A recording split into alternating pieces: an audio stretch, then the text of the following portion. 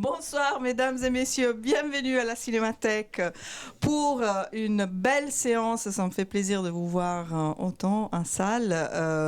Trésor des archives, nos trésors, les trésors de nos archives, des films à redécouvrir, des films restaurés avec amour par nos soins. Et puis en plus ce soir on a plusieurs trésors autres en plus que le film. Donc c'est un trésor qui est de la maison si j'ose dire. Bienvenue Simon Edelstein. C'est un ami de la Cinémathèque, en plus d'être un des symboles de la nouvelle vague suisse, il faut le dire. C'est notre... C'était il y a longtemps. Oui, mais t'es quand même notre mémoire. Bon, Simon, il a déjà été plusieurs fois ici au Capitole. Peut-être moins que chef opérateur et cinéaste, mais plus en tant que photographe, parce qu'on a présenté ses livres, son travail extraordinaire de documentation sur les salles des cinémas. Il en a fait des livres qui sont très beaux. Mais enfin, on peut ce soir présenter un de tes films. C'est vraiment un grand plaisir. On était à Locarno cet été, on a présenté Les Wilhelmayer et L'Ogre. C'était un moment vraiment très chouette. Et donc, merci à toi, Simon, d'être ici avec nous aussi ce soir. Et bienvenue. Mais c'est moi qui te remercie. Et qui vous remercie. Oh, on peut passer beaucoup de temps à nous remercier. Oui, mais c'est une chose qui se perd aussi. Ouais, un peu plus. D'autant plus qu'on nous enregistre, donc j'y tiens à faire les choses en bonne et due forme. Alors, je disais, Simon Edelstein est beaucoup de choses. Le film que vous allez voir, en fait, c'est son premier film, sa première fiction, mais avant, il avait commencé à la fin des années 60 à travailler déjà en tant que cinéaste pour la TSR, pour la RTS. C'est là, en fait, que tu as côtoyé quand même d'autres collègues cinéastes, notamment du groupe 5. Notamment, tu as été chef opérateur pour Michel Souter dans plusieurs de ses films. Et en 73, enfin plutôt je suppose, en 72, tu décides quand même de passer derrière la caméra et de réaliser ton propre film en tant que cinéaste. Et pourquoi ce choix? Pourquoi cette envie en fait? Écoute, la première chose, c'est que Michel Souter a joué, je pense, un rôle assez important dans ma vie. Hein. Il avait cette qualité, qui est une qualité assez exceptionnelle, s'intéresser aux autres. Et quand il s'intéressait aux autres, on avait vraiment l'impression qu'il était attentif. Et quand il sentait un désir lié à une forme d'amitié qui était très forte et qui nous unissait, il m'a fortement encouragé, incité à passer à la réalisation. Donc ça a été, disons, un choix déterminant. Et à l'époque, j'étais encore, curieusement, j'étais pas du tout réalisateur, j'étais caméraman. Et en fait, ce qui m'a inspiré la volonté de faire les Wilhelmayer, c'était déjà, disons, les premières expériences que j'avais ressenties en tant qu'opérateur travaillant à la télévision. Et j'avais remarqué, disons, des choses qui étaient assez étranges. Quand vous sollicitez les gens, vous vous intéressez à eux, vous êtes attentif, vous les faites parler. Et les gens, évidemment, sont très touchés qu'on s'intéresse à eux, sont très sensibles à l'idée de parler d'eux et d'être écoutés. Parce que souvent, quand les gens parlent d'eux, il y a une forme d'indifférence et tout. Et je m'étais rendu compte aussi que c'était un petit peu artificiel parce que c'était le temps d'un tournage et c'était aussi peut-être une forme d'opportunisme. Et ensuite de ça, lors d'un reportage sur une chaîne consacrée à une chaîne de radio française, il y avait une émission justement qui était une sorte de courrier du cœur radiophonique où les gens venaient, parlaient de leur vie et cherchaient à travers ce qu'ils exprimaient l'âme sœur, etc. et tout. Donc quand ils arrivaient, ils étaient pris en charge, le journaliste les écoutait avec une énorme attention, semblait vraiment être intéressé, comme si la personne qui parlait disait des choses absolument incroyables. Pouvait dire les pires banalités du genre ce matin j'ai acheté une salade et l'autre disait ah bon vous avez acheté une salade et alors elle était vraiment verte et ensuite de ça donc les gens une fois qu'ils avaient fini de s'exprimer on les posait, on disait bon, merci beaucoup, je pense que vous allez recevoir beaucoup de courriers, on vous tiendra informé. Et puis c'était le suivant qui passait, les gens se retrouvaient un petit peu dans le couloir, un peu largués, posés, ils se sentaient un peu abandonnés. Ils ont eu le sentiment que pendant une dizaine, voire une quinzaine de minutes, ils étaient des gens importants, essentiels, valorisés, donc ça leur faisait un bien fou et tout. Et puis tout de suite après, ils ressombraient dans l'indifférence, l'abandon, l'oubli, entre guillemets. Et donc je me suis basé sur cette expérience pour imaginer les vilaines manières. Il y a peut-être un caractère peut-être un peu subversif ou moraliste, ou moralisant plus exactement. Je ne sais pas. Alors, on revient après avec notre guest star sur le moment du tournage des vilaines manières. On tient beaucoup, vous le savez, quand on présente nos restaurations et nos trésors, de contextualiser un peu le travail justement de redécouverte et de restauration, de travail qu'il y a derrière la version du film que vous allez voir.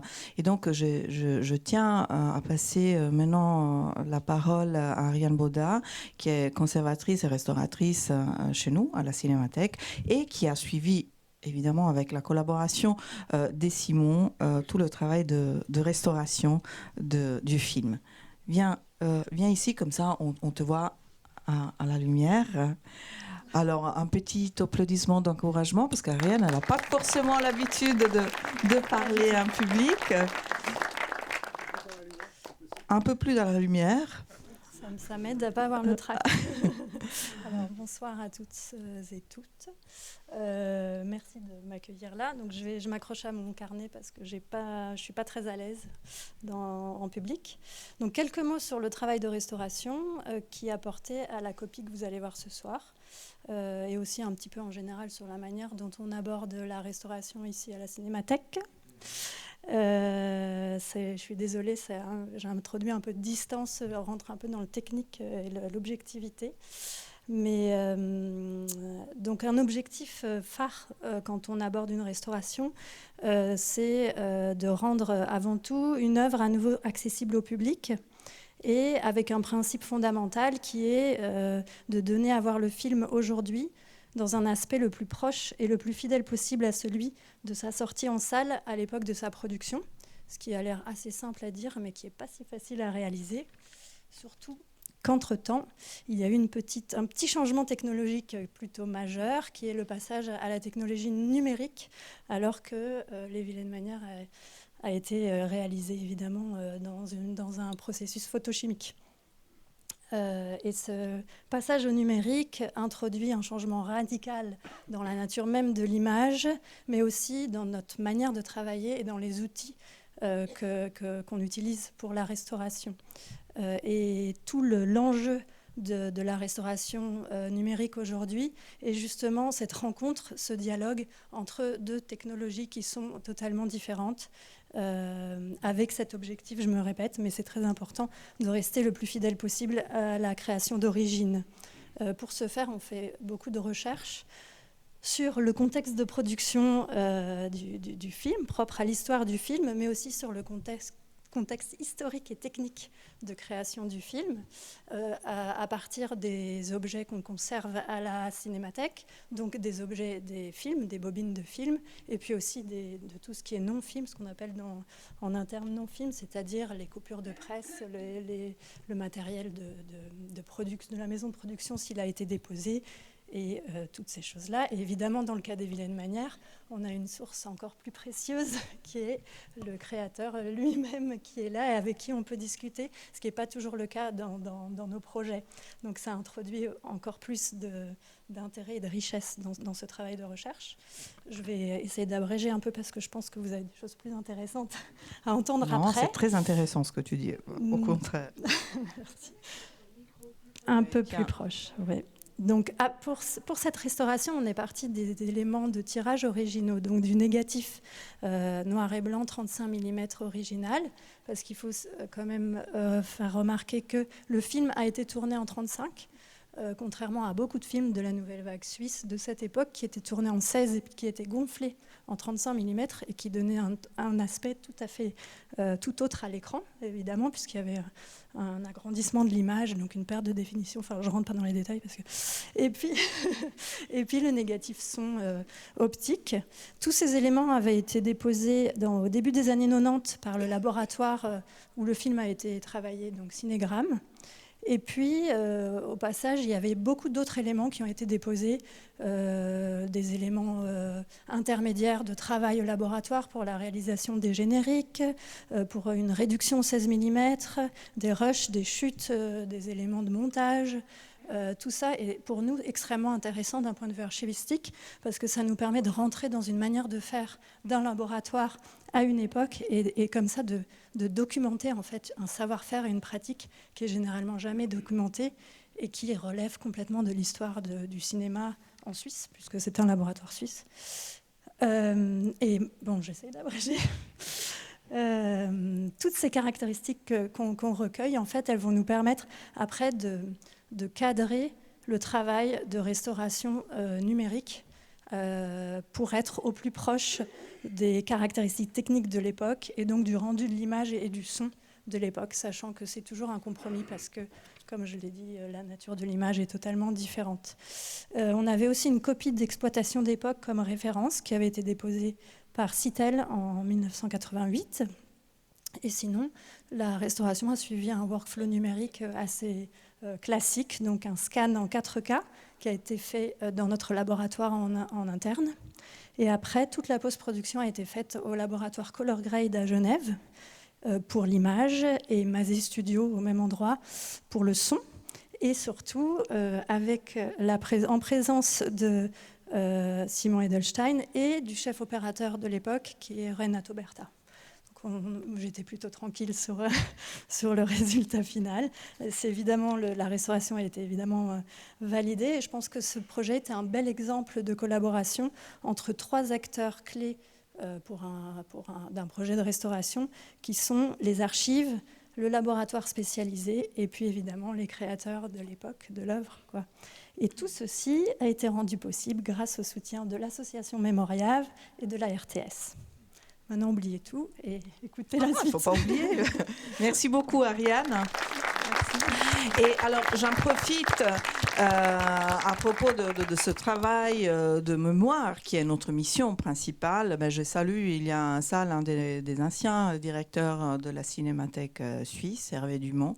Bonsoir Hervé, je tiens à le saluer, à le remercier parce que en fait, cette Cinémathèque qui a commencé ses activités avec Freddy, tout ce travail et cette équipe extraordinaire qu'on a aujourd'hui a été poursuivi par Hervé, par Frédéric Maire ensuite, et maintenant, vous l'avez peut-être appris, prochainement, on aura aussi un nouveau directeur. Donc, bonsoir Hervé. Et donc, on passe au moment gossip, parce qu'on en profite.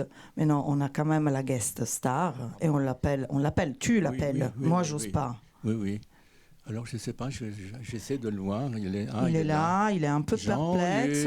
Jean-Luc. Non, on ne se trompe pas.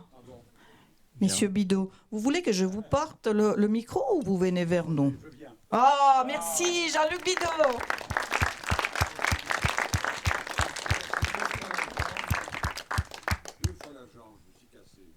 Oui, donc, il faut y aller lentement. Non, absolument pas. On y va lentement. Mais entre-temps, Simon, pendant que Monsieur Bidot nous rejoint, donc je suppose que tu l'avais connu sur les tournages des films de Sous Terre, peut-être même avant. On habitait le même immeuble, donc. Voilà, mais qu'est-ce qui t'a pris pour choisir lui comme acteur? Qu'est-ce qui t'a pris? J'aimerais bien savoir. Moi, c'est-à-dire que je me suis dit, compte tenu du fait qu'il était un peu plus âgé que moi et qu'on habitait le même immeuble et qu'ensuite de ça, il était très désagréable avec moi, je me suis dit, si on fait un film ensemble, bien c'est moi qui serai désagréable avec lui. Mais en définitive, c'est lui encore qui s'est montré désagréable. Il a réussi à être moi. désagréable. Ouais. Ah, les vilaines manières, quoi. Je vois. Là, j'ai dit toute la vérité. on y va lentement. Et puis, attends, on vient toujours... Je ne sais pas pourquoi, j'ai toujours tendance à reculer. C'est plus fort que moi.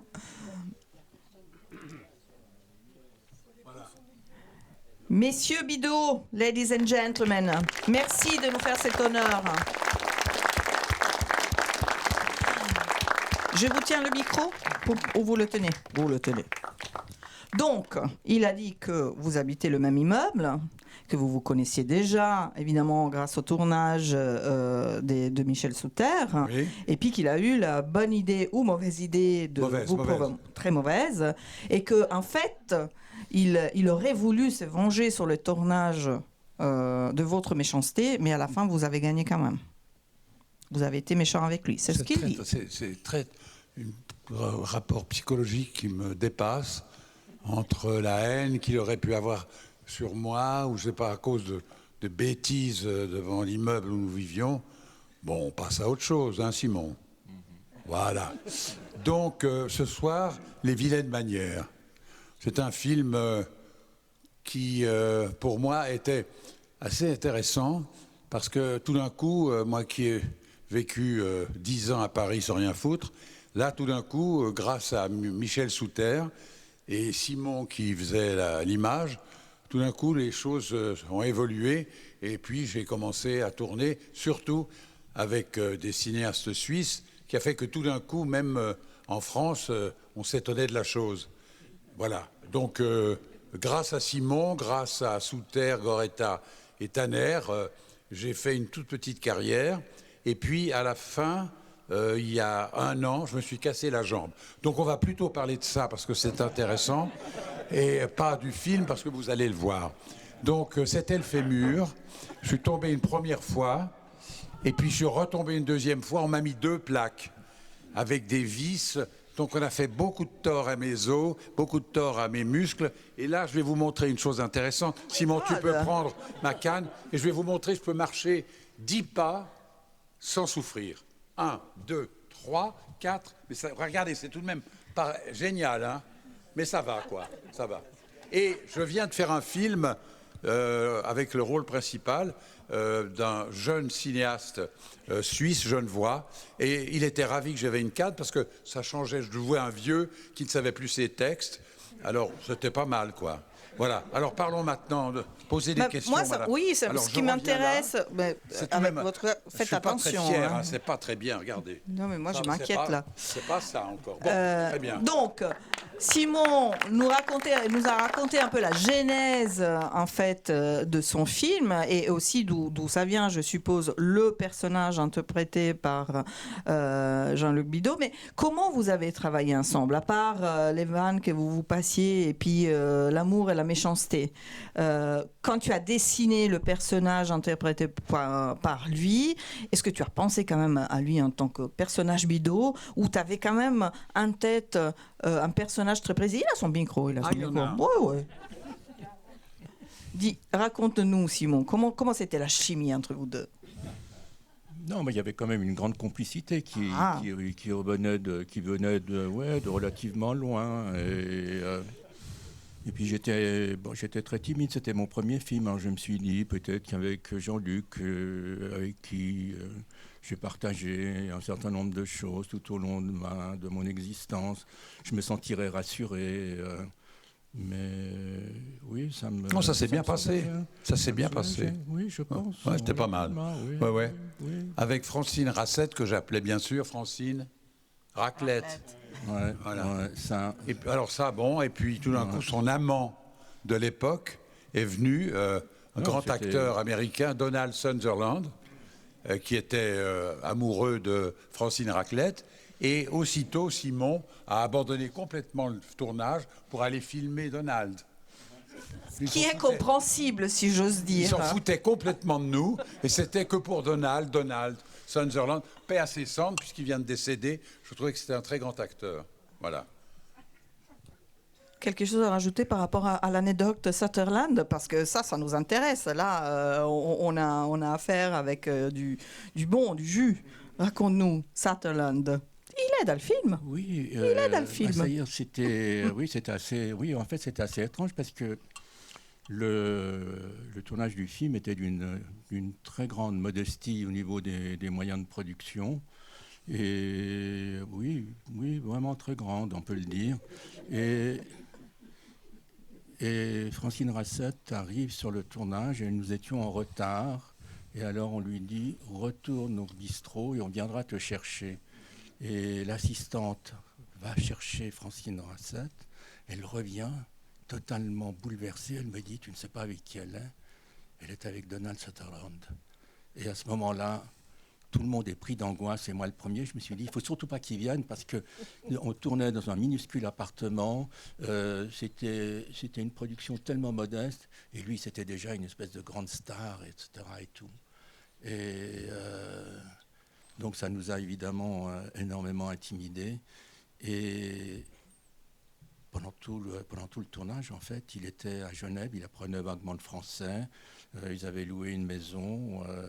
Et moi, je le voyais, je me disais, oui, Bidault, c'est pas mal, mais quand même... C'est très sympa, ça, c'est vraiment très agréable à entendre. Il était là tout le temps, en permanence, je n'osais pas le faire venir sur le tournage, je me sentais tellement ridicule. Il traînait dans ça où il y avait une voiture de location, il y avait des scénars de Fellini, Bertolucci... et je m'asseyais dessus. J'étais pas complètement. Ouais, c'est vrai. C'était quand même un peu. C'était un peu intimidant. Et puis, j'ai pas été très très fut-fut. Alors, je lui ai juste demandé une toute petite apparition dans le film qu'il a fait évidemment avec beaucoup de plaisir. Et puis, des années et des années plus tard, je tombe sur une filmographie de Sutherland, et je vois qu'entre un film de Fellini et de Bertolucci, il avait mis Les Vilaines Manières. Et je me suis dit, c'est pas possible. Et tout à coup, je me suis souvenu que son nom ne figurait même pas sur le générique du film et tout. Je me suis dit, il cite ce film, et il n'est même pas sur le générique. Et alors quand on a fait la restauration, j'ai demandé à Ariane, j'ai dit, il faut rajouter son nom. Elle m'a dit, non, ça, c'est pas possible. Ça n'est pas possible, on ne peut rien changer, on ne peut pas mettre son nom. Ça a été un combat qui a duré à peu près 1 mois, 6 semaines, et j'y suis arrivé. Donc on peut voir le nom de Donald Sutherland, mais il y a des gens qui ont vu le film qui ont dit, moi, je ne sais pas où il est, alors voilà. Donc on parle beaucoup plus de Sutherland que moi, là, dans cette histoire. Ah heureusement, oui. Ah bon, d'accord, oui. Oui, tu n'as rien à dire sur mon travail. Non, rien du tout. Non, rien. Bon, très bien. Enfin, je vais regarder si ça vaut la peine. Je voulais simplement signaler, quand il est sorti en France, il y avait un critique qui s'appelait Claude Mauriac, qui regarde le film et qui dit n'importe quel autre acteur eût été meilleur que Jean-Luc Bidault. Très bien, hein. Très bien. C'était dans le Figaro. C'était dans le Figaro. On verra. Peut-être qu'il avait raison, le critique. Bon, tout à l'heure. Merci beaucoup, messieurs. On vous aime beaucoup, vraiment. Une très bonne projection à vous. Merci Simon, merci Jean-Luc Bidault.